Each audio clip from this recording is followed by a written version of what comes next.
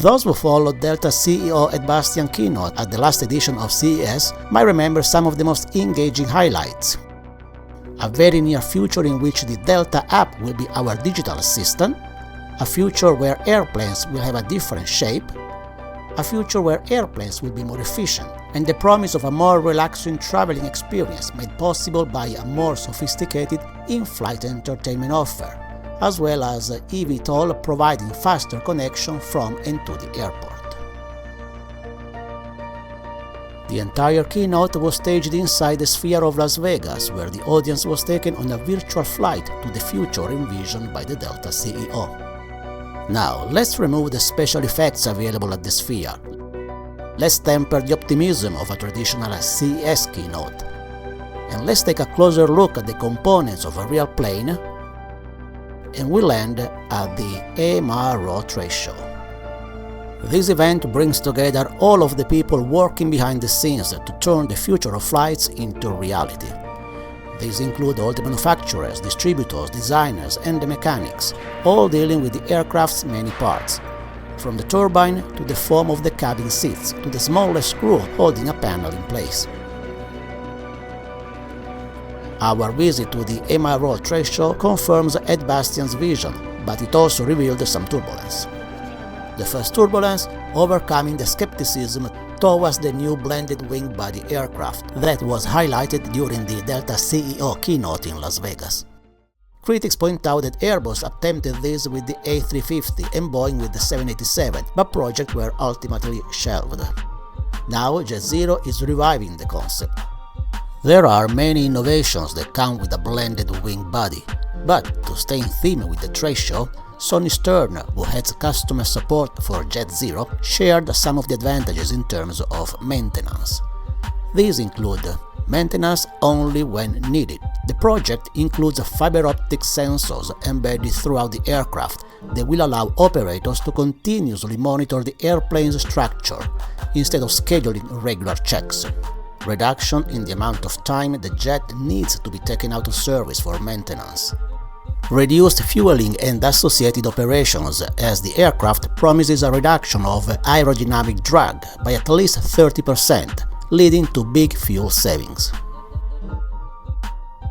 Backing the JetZero's vision is the US Air Force and Delta Airlines. The startup holds a $235 million contract with the US Air Force to deliver a military prototype by 2027.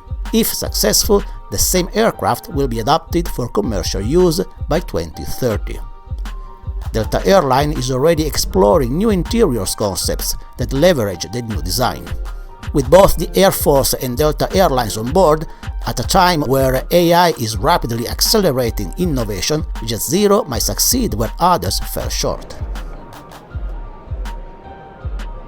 The new aircraft design is just one part of the push toward more efficient and cleaner planes.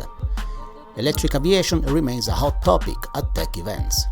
But at the MRO 2025 conference and trade show, there was a little evidence that fully electric planes are imminent. What is more likely in the short term is a gradual shift to electric components, piece by piece. One example, Parker showcased the e-brake, an electric brake system that is simpler, more reliable, and more efficient than today's hydraulic systems, which are powerful, but complex, heavy, and high maintenance. The path towards total electrification will most likely happen through eVTOL, the other scenarios envisioned by Delta CEO. eVTOL are quieter, faster, and more sustainable way to travel between urban destinations. Delta has invested in Joby, but at the show the category was represented by Vertical Aerospace, a British aerospace tech company that is building the UK's first all-electric vertical takeoff and landing aircraft. The aircraft will carry 4 passengers, 1 pilot, and will guarantee 0 operating emissions. Do you remember Microsoft's vision of engineers around the world collaborating on aircraft design in virtual reality? We saw just one application on display at the show. Not because VR isn't being used, but because MROs is focused on the nuts and bolts of aviation. For the VR applications there is a dedicated event, that we will cover in September. So our suggestion is to subscribe now to this channel. We can already anticipate one of VR's biggest advantages: faster training for young professionals entering the aviation workforce, a workforce that is increasingly hard to find and even harder to retain. Eventually, VR will make its way into the passenger cabin too, as imagined during the keynote at the Sphere. But for now, if you want a VR experience at 30,000 feet, you have to bring your own VR headset.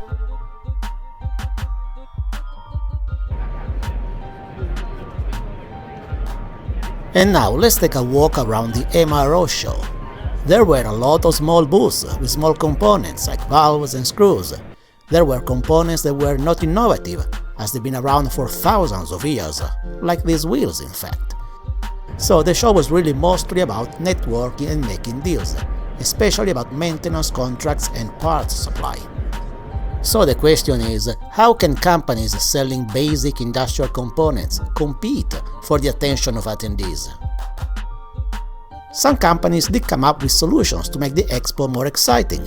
For example, instead of showing a whole plane, bring in a fancy car. Another solution: display the unexpected, like a plane cut in half.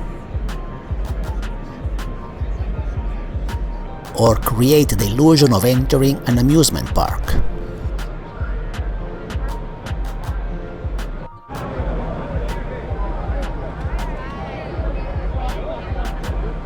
Or a clean, happy community.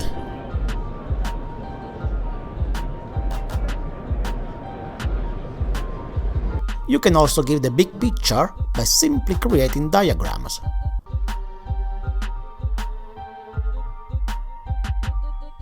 Or provide a miniature size of something that is really big. We do plan to attend a trade show about the mining industry in the future, which involves giant machines.